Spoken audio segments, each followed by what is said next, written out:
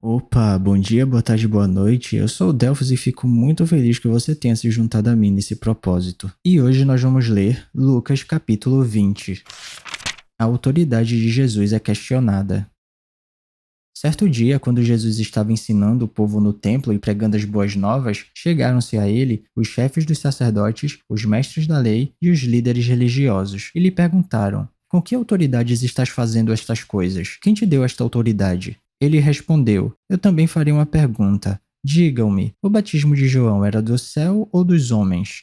Eles discutiam entre si, dizendo: Se dissermos do céu, ele perguntará: Então por que vocês não creram nele? Mas se dissermos dos homens, todo o povo nos apedrejará, porque convencidos estão de que João era um profeta. Por isso responderam: Não sabemos de onde era. Disse então Jesus: Tampouco direi com que autoridade estou fazendo estas coisas. A parábola dos lavradores.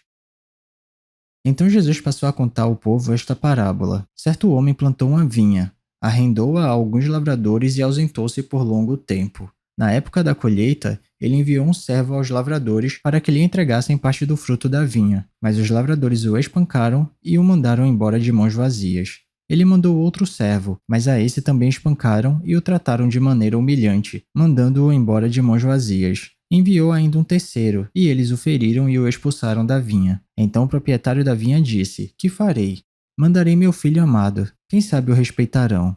Quando os lavradores o viram, combinaram uns com os outros, dizendo: Este é o herdeiro, vamos matá-lo e a herança será nossa. Assim, lançaram-no fora da vinha e o mataram. O que lhes fará então o dono da vinha? Virá, matará aqueles lavradores e dará a vinha a outros. Quando o povo viu isso, disse: Que isso nunca aconteça. Jesus olhou fixamente para eles e perguntou: Então qual é o significado do que está escrito? A pedra que os construtores rejeitaram tornou-se a pedra angular. Todo o que cair sobre esta pedra será despedaçado, e aquele sobre quem ela cair será reduzido a pó. Os mestres da lei e os chefes dos sacerdotes procuravam a forma de prendê-lo imediatamente, pois perceberam que era contra eles que ele havia contado essa parábola. Todavia, tinham medo do povo.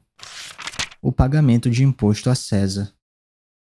Pondo-se a vigiá-lo, eles mandaram espiões que se fingiam justos para apanhar Jesus em alguma coisa que ele dissesse, de forma que o pudesse entregar ao poder e à autoridade do governador. Assim, os espiões lhe perguntaram: Mestre, sabemos que falas e ensinas o que é correto, e que não mostras parcialidade, mas ensinas o caminho de Deus conforme a verdade. É certo pagar imposto a César ou não? Ele percebeu a astúcia deles e lhes disse: Mostre-me um denário. De quem é a imagem e a inscrição que há nele?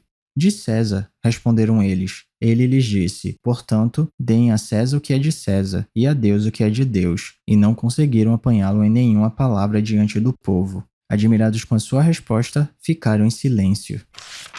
A realidade da ressurreição. Alguns dos saduceus, que diziam que não há ressurreição, aproximaram-se de Jesus com a seguinte questão: Mestre, disseram eles, Moisés nos deixou escrito que, se o irmão de um homem morrer e deixar a mulher sem filhos, este deverá casar-se com a viúva e ter filhos para seu irmão.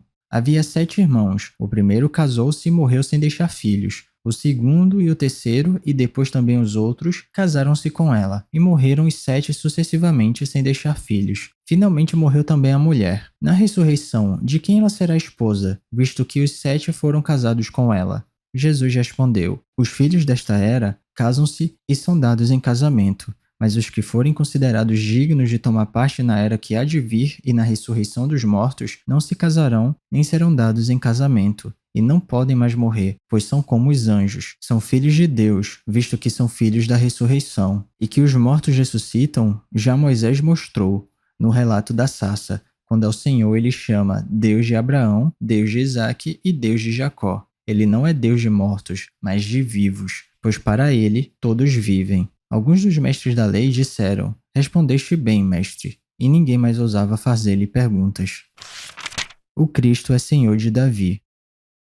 Então Jesus lhes perguntou: Como dizem que o Cristo é filho de Davi? O próprio Davi afirma no livro de Salmos: O Senhor disse ao meu Senhor: Senta-te à minha direita, até que eu ponha os teus inimigos como estrado para os teus pés. Portanto, Davi o chama Senhor. Então, como é que ele pode ser filho? Estando todo o povo a ouvi-lo, Jesus disse aos seus discípulos: Cuidado com os mestres da lei. Eles fazem questões de andar com roupas especiais e gostam muito de receber saudações nas praças e de ocupar os lugares mais importantes nas sinagogas e os lugares de honra nos banquetes. Eles devoram as casas das viúvas e, para disfarçar, fazem longas orações. Esses homens serão punidos com maior rigor. E é isso, chegamos ao final da nossa leitura. Eu espero que você tenha gostado. Se alguma coisa soar estranha ou diferente, eu te encorajo a dar uma pesquisada a respeito disso, porque apesar da Bíblia ser um livro muito atual, ela foi escrita numa época e numa cultura diferente da nossa. Então vale a pena dar uma pesquisada para entender melhor os contextos históricos e culturais. Ah, e esse vídeo aqui não é para substituir o devocional não, tá? É só um plus, é só um bônus, é só um incentivo. Continue tendo seu tempo especial com Deus e se alguma palavra tocar seu coração e se você quiser compartilhar comigo aqui nos comentários, fica à vontade que eu vou ficar muito feliz de ler. Não se esquece de ativar as notificações do canal para não perder nenhum vídeo e tamo junto. Cheirinho no coçarão, que Papai do Céu abençoe e até amanhã.